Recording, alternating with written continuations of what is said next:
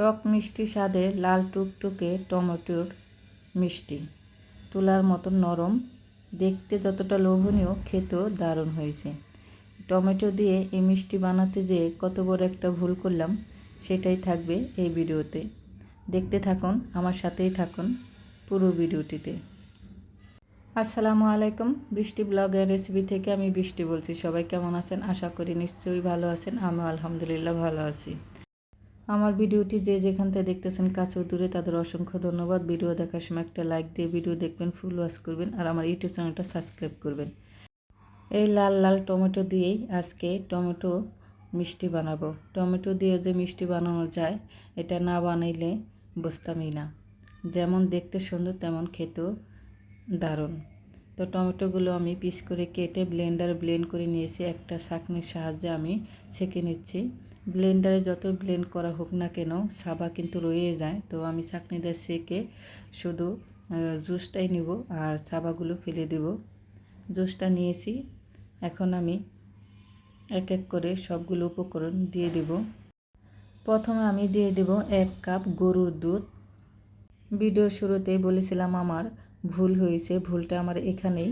আমি গরুর দুধ দেওয়ার পরে তারপরে দিয়ে দিয়েছিলাম আমার হাতে যে বাটিটা ছিল সেই স্টিলের বাটির হাফ বাটি কর্নফ্লাওয়ার দিয়েছিলাম। তো সেই ভিডিওটা আমার অন করতে ভুলে গেছিলাম, এইটাই বড় ভুল হয়েছে। তারপরে হাফ বাটি দিয়েছি চিনি দিয়ে কর্নফ্লাওয়ার দিয়ে মিশিয়ে তারপরে চুলার উপরে বসাই দিলাম। তার আগে কিন্তু চুলার উপরে বসানো হয় নাই, চুলা অন করা হয় নাই, অফ ছিল। কর্নফ্লাওয়ার দিয়ে তারপর ভালো করে মিশিয়ে চুলার উপরে বসাইছি। আর এটা চুলায় দেওয়ার সাথে সাথে কিন্তু তাড়াতাড়ি ঘন হয়ে যায়। চুলার আঁচটা লোতে রেখে ভালো করে মিশাতে হবে আর নাড়তে হবে, তা না হলে কিন্তু নিচ দিয়ে লেগে যাবে। এটা কিন্তু বেশি রান্না করতে হয় না, দেখেন কত তাড়াতাড়ি ঘন হয়ে গেছে। যখন নাকি কড়াই থেকে ছেড়ে আসবে তখনই নামাই নিব। আর বেশ ঘন করে নিতে হবে, বেশি নরম অবস্থায় নামালে এটা কিন্তু নরম থাকবে, বেশি শক্ত হবে না, মানে কাটা যাবে না। এর জন্য ঘনত্বই নামাতে হবে। নামিয়ে নিলাম, এই বাটিতে আমি সেট করে নেব। তো টমেটো মিষ্টি বানাতে কি কি লাগবে? টমেটো লাগবে, দুধ লাগবে, চিনি লাগবে, কর্নফ্লাওয়ার লাগবে, এই কয়টা জিনিসই লাগবে, আর কিছু লাগবে না। তো গরুর দুধ, লিকুইড দুধ না থাকলে গুঁড়া দুধ দিতে পারেন।